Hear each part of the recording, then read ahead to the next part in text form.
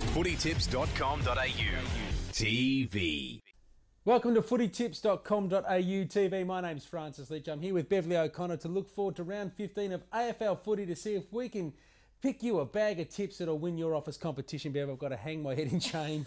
I had a shocker last week. I only got 3 correct. I wasn't much better, 5, but still better than you at the moment, which is good. We all, you all know, we all have those kind of weeks where it just doesn't go for us. Let's jump straight into this weekend's games. Adelaide come to Melbourne, to the Telstra Dome to take on the Saints in a game that if St Kilda lose, it's all over for season 2007. Absolutely, and Adelaide got their midfield back last week. It was absolutely purring. You saw terrific form from Goodwin, Thompson. Look, I just think they're going to be too strong for you, even though they have to travel. They don't always travel that well, but I really do think that Adelaide are looking like the real deal now. They've actually beaten St Kilda their last 2 times at the Telstra Dome. They play well there, and as you said, McLeod had 39 touches last weekend. Magnificent. Edwards 41, and Scott Thompson 10 inside 50s in his 100th game. He was a star, so it's going to be a tough ask for the Saints. It breaks my heart, but if I'm going to be serious about it, I think I have to pick the Crows as well. Game of the round has to be the MCG. Absolutely. Saturday afternoon, Geelong and Collingwood, 2 teams in tremendous form. The Cats, 9 unbeaten. Can they make it 10? I think they can. I mean, they just seem to rise to the challenge week after week. The thing is, the Pies, the young Pies, also seem to think that they can't lose. So they just find that little bit extra week in and week out. Gary Ablett, he's just been in super form. I know everyone's saying it. Brownlow medalist. You might want to hang on your tip for this one for a little while because he has had a cold or a bit of flu and they're a bit worried about him. He'll probably come up and play, but it is a concern for them. You're right about Collingwood, though. They have won 4 games where they have not been in front at three-quarter time. So 3 they've been behind, 1 they were equal with their opponent. So they play right to the final sirens. And Rocker is back. Rocker is back. Could be the difference. Who knows? I'm still going to go with the Cats. It should be a ripper. There's no doubt about it. I'm going to pick Geelong too, but with no confidence because I really admire the way Collingwood are playing at the moment. Port take on West Coast at Amy Stadium. Port were beaten by the Acker Show in the dying moments of the game at the Telstra Dome last weekend. West Coast with some real worries. They should be hanging their heads in shame. I'm sure they are. John Worsfold has said they really did not turn up. No endeavour. They embarrassed themselves. Port's going to find them on the rebound, really wanting to make amends. Judd, we hear he's got a bit of soreness, but I think he probably will play. Kerr seems to play week in and week out. So I don't think... Port, to me, is still not looking confident. They still don't look like they've put it together. Eagles have lost 5 of their last 8. Daniel Kerr won't be there. 1 week suspension. Chris Judd playing with an injury. No Ben Cousins because of a hamstring strain. They're under pressure. No Quentin Lynch. Where's the big Q gone? Not kicking goals. I'm going to pick Port at home. You are? All right. I need to get back in the game. I'm in the hole. I'm going to say West Coast to bounce back. Essendon and the Dogs. They came from everywhere last weekend to watch Acker play, and he turned it on. Essendon, James Hird, no James Hird this week. A calf injury has him out. They've got suspensions with McVeigh and Fletcher as well. Injuries everywhere. They're under pressure.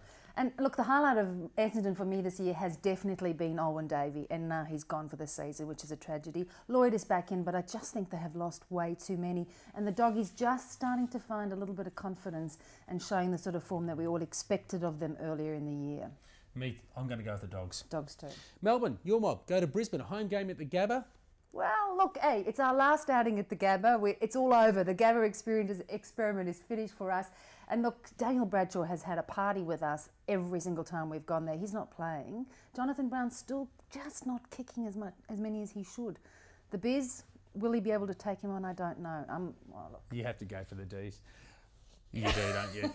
I'm going to pick Brisbane. They had their win of the season last weekend. Big upset over the West Coast Eagles, and they're at home at the Gabba. They'll be back full of confidence. One end Brown, the other Robertson. That could decide the game, but I think on the balance of things, Brisbane at home for me. Sydney shouldn't have any trouble with the Blues. Walk in the park really shouldn't be. And I mean, the Blues are in for a lot of criticism. They look as if they're just giving up games, but they seem to be. If Fev doesn't play again, he's got to prove himself to his teammates. Doesn't play again, there's no way Sydney will lose. I think everyone are going to pencil Sydney in for that one. Similarly, probably with the Hawks. Which Hawthorn was it at Amy Stadium last week? They got trounced by the Crows. They should bounce back against Richmond. Richmond just give the ball away too many times. I think they had 31 clangers last weekend compared to that to the Kangaroos 9, which just means that they're just giving the ball over. They work so hard to get it, they give it away. Absolutely, and I think Hawthorn will be wondering what happened to them last week. They'll be desperate to prove us all wrong, so they'll be back this week, and I'm not backing Richmond. I did it twice and they've let me down twice. And finally, a really intriguing game in Perth between the Fremantle Dockers and the Kangaroos. The Kangaroos just keep on winning. They're 9-5.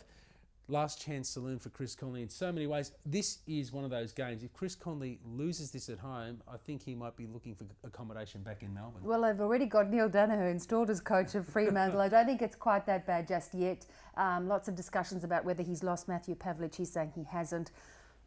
They pull it out when they have to, but it's always sort of whether they can be bothered. Jeff Farmer, he's had some terrific games. For me over there, they'll pull it out though. The Kangas just don't travel all that well. The Kangaroos will push them all the way. This will be the defining moment of Fremantle's season, and I'm going to give them one more chance. They're great at home if they get their nose in front, so this could be do or die for them. With no confidence, I'm going for the Dockers. We're in fierce disagreement. No, we're in fierce agreement. The Dockers for me. So, yeah, I think they can do it. It's an intriguing round of AFL footy. Good luck with your tipping and good luck with your team. And we'll catch you next week on footytips.com.au TV. Footytips.com.au TV.